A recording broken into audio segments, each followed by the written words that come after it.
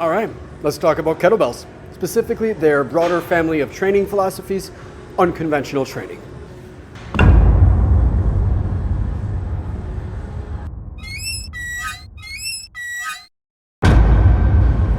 First, let's talk about conventional training. It's probably whatever you think of whenever you think of working out. Treadmills, machines, push-ups, dumbbells, barbells, whatever, pretty generic stuff. And there's absolutely nothing wrong with it. It works really, really well. In fact, it's my main way of training currently. You know, you might relate to this. As someone whose life really revolves around exercise and fitness, especially as a trainer and a gym user for my own personal benefit, I'm doing stuff fitness related all the time. Exercise and workouts, they get stale, they get boring. I get bored of doing the same shit all the time. I like to mix it up. Also, it's actually really good for your body if you mix it up. Your body responds well to new stimuluses. Stimuluses? Or maybe you've tried conventional exercise and it's just not your cup of tea.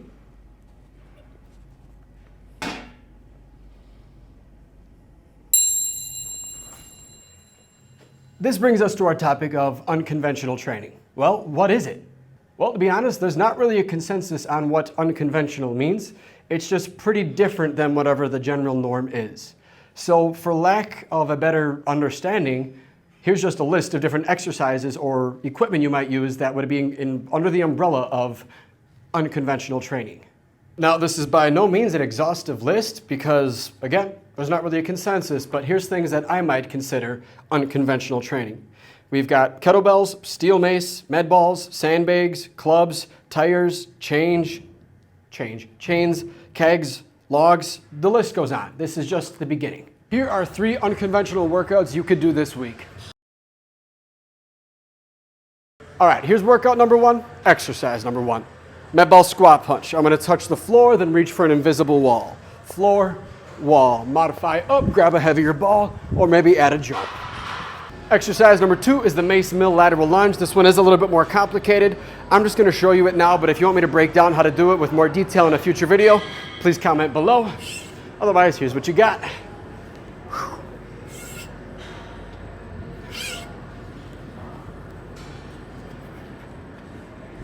Exercise number 3 can be done 2 different ways. With 1 single kettlebell, you hold it in goblet position. With 2 kettlebells, you'll hold it in the front rack position. It is a half rep squat. I'm gonna go as far down as I can, but never stand all the way up. I'm just stretching those muscles and keeping tension on them. This one might be the worst of the bunch. Whew. Workout number 2, exercise number 1, twisting med ball slam. I might set it down outside 1 foot, squat down, pick it up, draw a big circle, slam it down on the other. The bigger circle you draw, the better. Make sure those knees are bending and that spine's in neutral. Whew. That's a burner. Exercise number 2, again with this mace bell here, another semi-complicated one, so if you want me to break it down in a future video, I can do that. Otherwise, right now, here's the bare bones.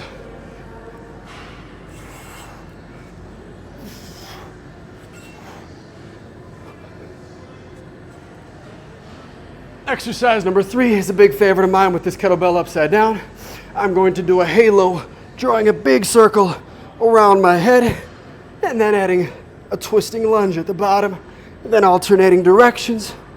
This one is an awesome exercise. Whew. Working with a heavy kettlebell is not easy. All right, so workout number 3, exercise number 1 is a little more unique than it actually looks. It is a med ball curl to press. What makes this exercise unique is the fact that the med ball is an awkward shape and you have to adduct or squeeze those arms together. Yes, you could hold the ball at the bottom, but then when you go overhead, it doesn't work as well. So I really like to make sure and emphasize that I'm pushing together. I might not even have my fingers and thumbs touch the ball, and then squeezing the ball, actively engaging my chest muscles. I'll do my curl, I'll do my overhead press. You can even add a little more value into this movement by adding a tricep extension at the top. Curl, press, tricep extend. Modified by the weight of the ball. All right, exercise number 3 is gonna repeat some of the movements from before. It's that mace mill where we swing the bell up over our head and bring it back down in front. But I'm gonna add a little more value and get my legs and hips involved, adding 2 of my favorite movements together, this mace mill plus a Cossack squat at the bottom. So what that might look like is the mace mill, balance the bell, push it forward, sink as deep as I can into my squat, then I'll mace mill the other way, and again, send that weight forward. I really like the flexibility of a Cossack squat, so my goal is always to get about as deep as I can into that squat. Mace mill, Cossack squat, modified by range of motion and or the weight of this bell. All right, the final exercise I'm going to show you is one of my favorite exercises in the world. I think it's one of the most valuable exercises in the world. It is great at improving our posture and our movement together. It is an overhead squat. This is a very humbling exercise, so don't think that you're going to move the weight I am here right off the bat. You might even start with just body weight with hands up overhead. Either way, here's the fundamentals. I'm going to get the weights up over my head, and now I'm going to stand in a position where I think I can move well. You might have to take a few reps so you can find out what stance you need to have. I've done this one a bit, so I'm pretty confident that where my feet are placed might be where I squat the best. My goal now is to keep the weights up overhead, resisting them falling forward, trying to keep my heels down on the ground, feet flat the entire time, down and up, slow and control. Overhead squat. Oh, obviously legs are working as it's a squat, but you'd be surprised how much that mid-back, those mid-traps and upper back muscles are working. Amazing exercise. Start with lightweight. Now, I'd argue that unconventional isn't limited to the pieces of equipment you're using, but could also be the way you use them or the way you program your workouts. Here's 3 different ways to structure workouts that might be a little unconventional. All right, so the 3 workouts I gave you all have 3 different exercises, A, B, and C. That could translate to all 3 of them. Here's workout number 1. We'll call it a ladder. You could call it a rep stack. You could call it a pyramid, I guess. Pyramid, I would say, goes up and down. This one's a ladder. It's just going up. Here's what I mean. Let's say you give yourself a 20-minute time cap to do these 3 exercises. The rep count you use might be different than the one I'm giving you, but you could really try this one. Let's say you want to do 2 reps of each exercise to start, and then I'm going to add 2 every single round. So the next round I do 4 reps of everything. The next round I do 6, 8, and 20 minutes. My goal is to get as high as possible for all 3 exercises. Fairly straightforward. Now, a good question you might be asking is, should I change the weights I'm using throughout this?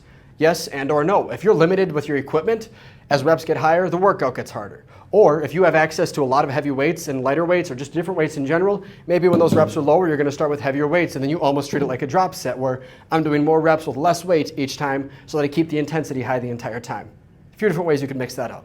Here's a more well-known format, but maybe a more unique way of doing it, one that I really like. It's kind of a dark horse. If you have a little bit more time, maybe 30 minutes or 45 minutes, and you have access to heavier weights, this is a really good way to get stronger.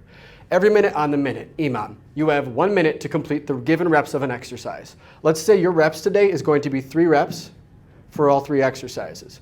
Or for example, maybe the mace mill kept being the second one. Mace mill is a little bit lighter, so maybe you try to get 6 reps in 1 minute. Your goal is to complete those 3 reps as fast as you can. Not necessarily fast, I say that with hesitation. Your goal is to give yourself time to rest. You have 1 minute to get 3 reps of exercise number 1. Whatever is left of that minute, you get to rest before the next minute starts, where you have to do 6 reps of exercise 2. And then again, whatever time is left of that minute, you get to rest before starting exercise number 3. I really like this as a strength building format. 3 reps is not very many, so I might work with a pretty dang heavy weight. This was with a med ball, so if I'm doing those med ball around the world slams, I might use a 40-pound med ball and only do 3 slams. Now I got that whole minute to rest before I got to grab another heavy weight. This is a fun way to get stronger without having to be too meticulous with the rep count that you're doing. All right, just because I like to overcomplicate things, here's a more complicated workout. This is called a stack. I'm combining 2 of the workouts. So we have ABC of workout number 1 and ABC of workout number 2. Let's designate your rep count and say maybe 10 reps for everything. Pretty simple and standard. You're going to do 10 reps for every single exercise. Here's how the rotations of the exercises go. I'm going to do exercise number 1. Then I'm going to do exercise number 2 and number 1. Then I'm going to do 3, 2, 1. Then I'm going to do 4, 3, 2, 1. B1, A1, C, B, A. Every time you add on a new exercise. Now realize whatever your first exercise is ends up having 6 sets of it done. Whatever is exercise 2 will have 5 sets. So maybe pick the exercise you like the most. So that's the one you're doing the most, and that's going to be A. And the one you like the least, maybe a C1. You only have to do that 1 time. What you can do then to modify this a little bit more, to overcomplicate it even more, is maybe the rep counts are a little different. Since I have to do this one 6 times, maybe I'm only doing 5 reps. Since I'm only doing C1 1 time, maybe I do 30 or 50 reps because I only do 1 single set. This is a really good workout format. All right, there you have it. This might have been an unconventional video, and I realize that, but I hope you liked it. Try out these exercises, try out these workout formats. The worst that could happen is you get different results. And again, if you're interested in having a breakdown on that mace mill and how to do that one a little bit better, or any other unconventional exercises, comment below. I'd love to break those down for you, and I'd love to have a reason to start using some of that equipment again. Thanks, and have a good day.